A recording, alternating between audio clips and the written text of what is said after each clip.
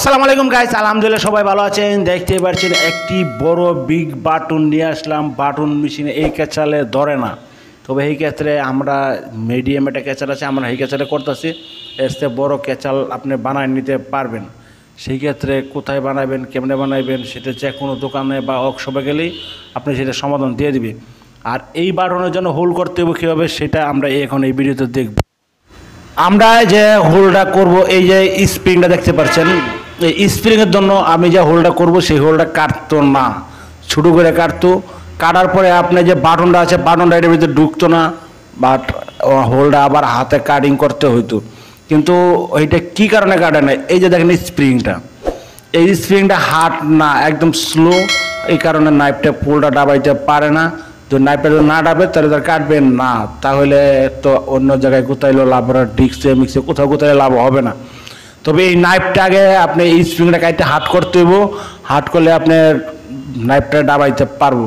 তো দেখতেই পাচ্ছেন যে আমাদের যে হোলটা আছে একদম ক্লিয়ার কাটতেছে, কিন্তু আমার এই মেশিনটা হোল কাটতো না, বড় হোল কাটতো না।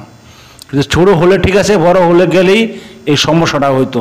তবে আপনি দেখতেই পাচ্ছেন কোনো সমস্যা নেই, একদম বিগ বড় নাইফ, এই নাইফ দিয়া এত বড় হোল কাটা কি সম্ভব?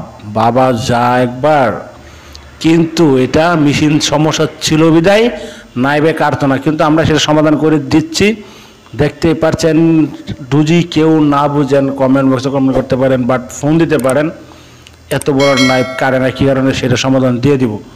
এখন আমরা এই স্প্রিংটা কাটতে এতটুকু ফালাই দিছি, দেয়ার লাগাইছি। এখন আমাদের হোল একদম ক্লিয়ার, দেখতে পাচ্ছেন হোলে কোনো সমস্যা নাই। আগে হোল অর্ধেক কাটতো না। এই ক্ষেত্রে আমরা দেখাবো এই হোলের ভিতরে কোন বাটনটা ঢুকবো, বাটনটা অ্যাটাচ লাগাবো, দেখাই দেবো। এই দেখেন বিশাল বড় বাটন। কি অবাক হচ্ছেন বাটন দেখে? কোনো অবাক হয়ে লাভ নাই, সব কিছু এই ভিডিওতে সমাধান পাইবেন। চ্যানেল সাবস্ক্রাইব করে গিয়ে নিত্য নতুন আপডেট ভিডিও পাওয়ার জন্য নেক্সট টাইমে ভালো ভালো ভিডিও আরও পাইবেন। তবে আমরা ভিডিও শেষ পর্যায়ে চলে আসছি, এখন আমরা বিদায় নিব। সবাই ভালো থাকবেন, সুস্থ থাকবেন। আল্লাহ হাফেজ। আসসালামু আলাইকুম রহমতুল্লাহ ওয়া বারাকাতুহু।